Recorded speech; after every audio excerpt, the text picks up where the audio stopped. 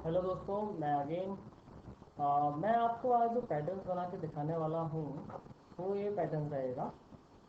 A A B C, A B C and D. इस तरीके के पैटर्न्स को बनाने से पहले हम थोड़ा कैरेक्टर टाइप के वेरिएबल्स और उनकी वैल्यूज, आस्काई वैल्यूज के बारे में समझ लेते हैं। अगर आप यहाँ देखेंगे तो मैंने 3 एग्जाम्पल यहाँ पे नोट किए हैं और इनका आउटपुट नहीं लिखा है। देखिए, पहले एग्जांपल में कैरेक्टर टाइप का वेरिएबल बनाया है सी, और उसमें ए वैल्यू स्टोर कराइए। ए इज एन कांस्टेंट जाके सी में स्टोर हो जाएगा। अगर आपने लिखा प्रिंट परसेंटेज सी एंड सी, तो सी का कैरेक्टर वैल्यू क्या है, ए, तो यहाँ पे आउटपुट क्या आएगा। और अगर आप ध्यान से देखेंगे इस एग्जांपल में, तो सी में ए स्टोर कराने के बाद में मैंने सी प्लस प्लस अप्लाई कर दिया है, मतलब सी की वैल्यू को एक से इंक्रीज कर दिया। तो सी में अगर पहले ए था, तो अब सी में क्या हो जाएगा, ए के बाद में क्या आता है बी, तो यहाँ पे क्या आएगा, आउटपुट विल बी। ये प्रोग्राम थोड़ा सा डिफरेंट है, ये जो कोड मैंने लिखा है ये थोड़ा सा डिफरेंट है। यहाँ पे कैर का जो वेरिएबल है कैर सी, उसमें ए स्टोर कराया है, और फिर सी का वैल्यू, सी में क्या है अभी ए, सी का वैल्यू जाके किसमें स्टोर करा दिया है एक्स में, लेकिन एक्स का टाइप क्या है, इंटीजर। तो क्या एक्स के अंदर ए स्टोर हो सकता है, नहीं। इन केसेस में ए का, अभी सी में क्या है, C is the name of one variable, ऐसा एक स्लॉट है इसके अंदर ए स्टोर। और आप कह सकते हैं ए ना होकर यहाँ पे ए का आस्काई वैल्यू स्टोर है विच इज 65। मीन्स सी के अंदर स्टोर क्या है, ए यू कैन से, और ए का आस्काई वैल्यू इज 65, मतलब ए का इंटीजर इक्विवेलेंट इज 65। तो अगर आपने लिखा int X equals to C, X equals to C, तो सी का जो वैल्यू है ए, वो ए ना होकर 65 यहाँ पे स्टोर हो जाएगा। तो अगर आपने ऐसा लिख पाया तो आपको आंसर क्या मिलेगा। चलिए एक एग्जांपल और देख लेते हैं, फोर्थ। अगर मैंने कैर वेरिएबल बनाया, कैर वेरिएबल बनाया है सी, और यहाँ पे आप लिखा 65। देखिए, मैंने आपको बताया ए लिखना और 65 लिखना एक ही बात है। तो कैर सी इज इक्वल टू 65 अगर लिखा मैंने, और प्रिंटफ में अगर मैंने परसेंटेज सी किया, मतलब I want to print character, और यहाँ सी लिखा, तो क्या आउटपुट आएगा, आई होप ये 4 एग्जाम्पल्स आपके सारे डाउट्स को क्लियर करेंगे। अब हम बात करते हैं कि कैसे इन सब चीज़ों का यूज हम इस तरीके के पैटर्न्स को बनाने में, इस तरीके के पैटर्न्स को बनाने में यूज कर सकते हैं। Let's check out.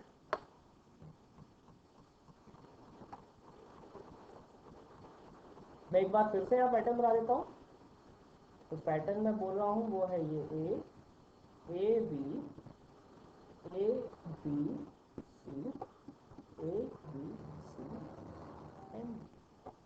अब यहाँ पे हम पहले पैटर्न में हम देखते थे तो हम 1 2 3 यूज करते थे, क्योंकि वहाँ पे 1 2 3 के फॉर्मेट में करना इजी होता था। अब यहाँ पे हम 1 2 3 के जगह पर हम ए बी सी डी भी यूज कर सकते हैं। मैं आपको बताता हूँ कि ए बी सी डी कैसे यूज करना है। इससे मैं पहले वहाँ पे क्या यूज करता था, कितने नंबर ऑफ रोज है यहाँ पर, रोज आर 4, कॉलम्स स्टिल कॉलम का डिफरेंस। तो आर इज इक्वल्स टू 1 के लिए बात करेंगे, आर इज इक्वल्स टू 2 के लिए बात करेंगे, आर इज इक्वल्स टू 3 के लिए बात करेंगे, और आर इज इक्वल्स टू 4 के लिए बात करेंगे। When r is equals to 1, तो c का वैल्यू कहाँ से स्टार्ट होना चाहिए, a से स्टार्ट होकर a तक जाना चाहिए। देखो मैं बताता हूँ मैं क्या बोल रहा हूँ। देखिए, अगर आपने एक लूप बनाया for char c is equals to a, c का वैल्यू कहाँ से स्टार्ट हो, a से, c is less than equal to b and c plus plus. तो c का वैल्यू स्टार्ट कहाँ से हो रहा है, a से, c का वैल्यू जा कहाँ से रहा है, b। तो अगर आपने ऐसे प्रोग्राम के अंदर सी आउट, अब देखो मैं अब सी आउट और प्रिंट एफ को मिक्सचर करके यूज कर रहा हूँ। तो जो लोग प्रिंट एफ के थ्रू करना चाहते हैं वो प्रिंट एफ के थ्रू समझ सकते हैं, जो लोग सी आउट के थ्रू करना चाहते हैं वो सी आउट के थ्रू भी समझ सकते हैं। सी आउट अगर मैंने यहाँ पे लिखा सी आउट सी, तो ये प्रोग्राम जो आउटपुट देगा वो देगा आपको ए बी सी और डी। इसका एक्सप्लेनेशन हम अभी ऊपर देख चुके हैं, क्या बोल रहा था मैं। अब बात करते हैं कि, तो समझ में आया कि सी का आर का वैल्यू जो 1 है, तो सी का वैल्यू ए से स्टार्ट होकर ए तक जाना चाहिए। अगर ए से स्टार्ट ए तक जाएगा तो सिर्फ ए प्रिंट होगा। Then R is equal to 2, तो सी का वैल्यू ए से स्टार्ट होकर बी तक जाना चाहिए। जब R equal to 3, then C should start from A and end on C.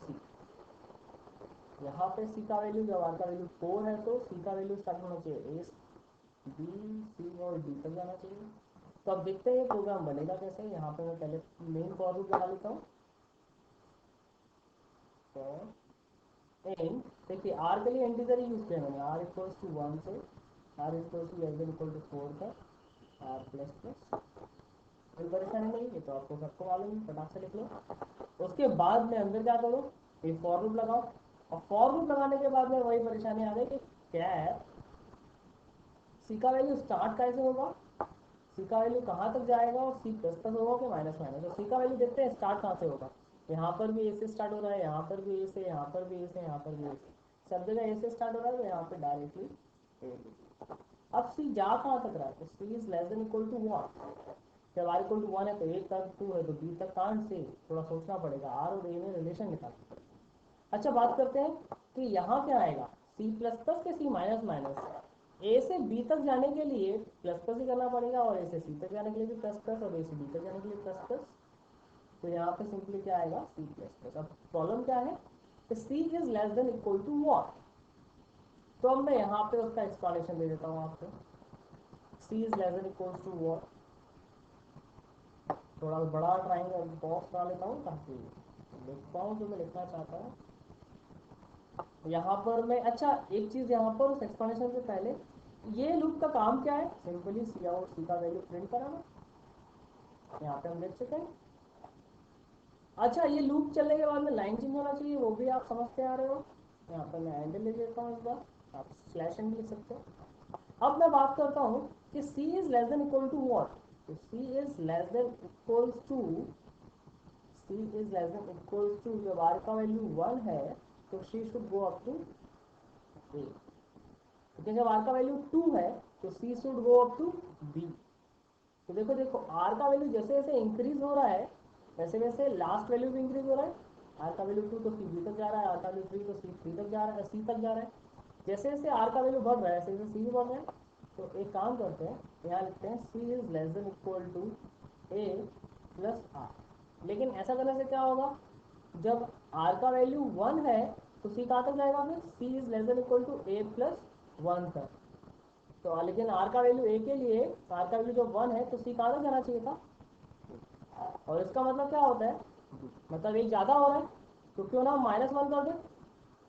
तो ए प्लस आर माइनस 1 अगर हम लिखेंगे तो देखते हैं, जब आर का वैल्यू 2 है तो उसके लिए चेक करते हैं, जब आर का वैल्यू 2 है C will be less than equal to A plus R. A को मैं यहाँ कोलन लगा देता हूँ, ए प्लस आर, आर का वैल्यू 2 माइनस 1, ए प्लस ये क्या बन जाएगा 1, और A plus 1 is equal to B. तो देखो जब आर का वैल्यू 2 है तो सी कहाँ तक जाएगा, बी तक। जब आर का वैल्यू 2 है तो सी कहाँ तक जाएगा, बी तक। ऐसे आप और भी चेक करोगे तो will get correctly. So this is the condition which we got by putting the relationship between R and C, by finding the relationship between these R and C. So this will be equals to A plus R minus 1.